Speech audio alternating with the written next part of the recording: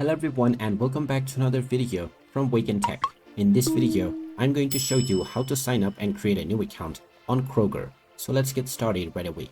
First of all, open up your web browser and then in the address bar type in kroger.com and then press enter. You will now be taken into the official Kroger website. Now right from the homepage, click on the sign in button at the top right corner and you will see the create account button.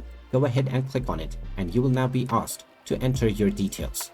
Type in your first and your last name, followed by your email address, and then enter your preferred password for your account. If you have a Plus card or an Alt ID number, you can also enter this within the given box. However, this is entirely optional.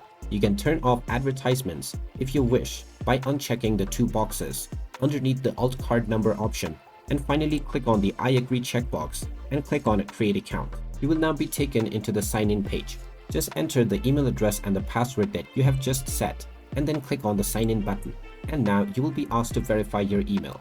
Just check your inbox within the email address that you just used and you will find the confirm email address button. Go ahead and click on it and now your account has successfully been created and your email address has been verified. You can now click on get started to fill up your account details, or you can skip this for now by clicking on the skip button. And there you have it. That is how easy it is to sign up and create a new account on Kroger.